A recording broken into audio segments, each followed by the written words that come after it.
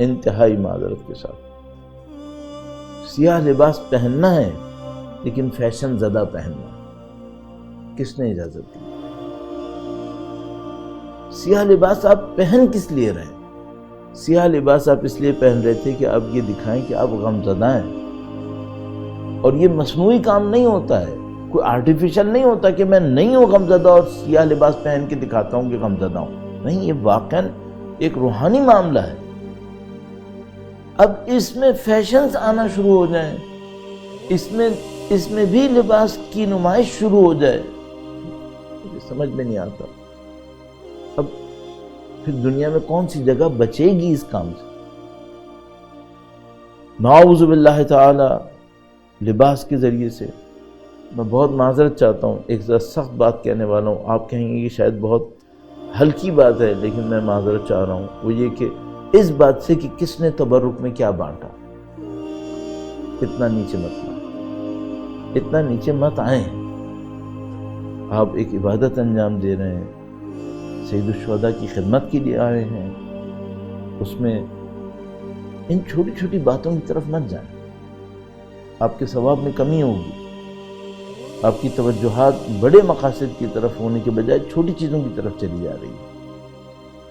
تو نعوذ باللہ تعالی ان چیزوں کی طرف مت جائیے۔ بعض اوقات شیطان گھمائے گا اور کسی اور طریقے سے پیش کر دے گا۔ مثال کے طور پر نعوذ باللہ تعالی کوئی یہ کوشش کر رہا ہے کہ نعوذ باللہ تعالی عزاداری کے ذریعے سے اس کا نام چمکے، یا ارحم الراحمین۔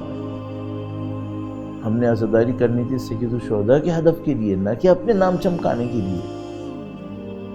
تو نعوذ باللہ تعالی میرے جیسا بولنے والا سوچے کہ اس ماہ محرم میں میرا نام کہاں کہاں تک پہنچ جائے گا، اس دفعہ میرے نعوذ باللہ تعالی ویورز کتنے بن جائیں گے۔ یا الہی، یہ خیانت نہیں ہے؟ یہ سید الشہداء کے ہدف کے ساتھ خیانت نہیں ہے کہ معاملہ سید الشہداء کی مظلومیت کا تھا، معاملہ سید الشہداء کے بے گور و کفن لاشے کا تھا،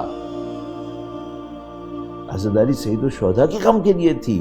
اس دوران میں سوچ رہا ہوں میں کتنا کما لوں گا، اپنی دنیا کتنی بنا لوں گا، اور اس کے بعد تعویل و تشریح کیا ہوگی؟ وہ یہ کہ میں تو صرف یہ دیکھ رہا ہوں کہ کتنے لوگوں نے فائدہ اٹھایا۔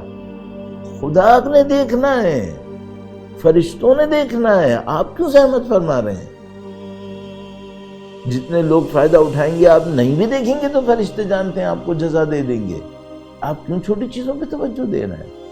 اسی طرح ایک آدمی کوشش کرتا ہے کہ میں جو مجلس کرواؤں اس میں زیادہ سے زیادہ لوگ آئیں، اگر وہ اس عنوان سے کوشش کر رہا ہے کہ بھئی لوگ زیادہ استفادہ کریں، بات بالکل صحیح ہے، لوگ زیادہ استفادہ کر لیں، لیکن اگر لوگ کم آئے تو افسوس کیوں ہوتا ہے پھر؟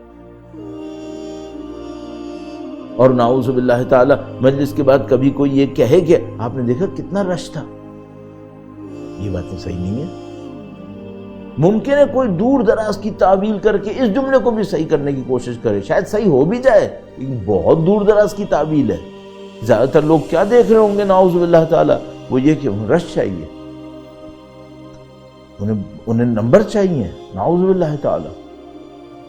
صحیح بات نہیں ہے، ہمیں سید الشہداء کے لیے خلوص پہ کام کرنا چاہیے، ہمیں سید الشہداء کی خاطر اسی معنویت اور روحانیت کی طرف توجہ رکھنی چاہیے جس طرح توجہ رکھتے ہوئے سید الشہداء نے قربانی دی، پاکیزگی کی قربانی تھی، نہ کہ عدد کی۔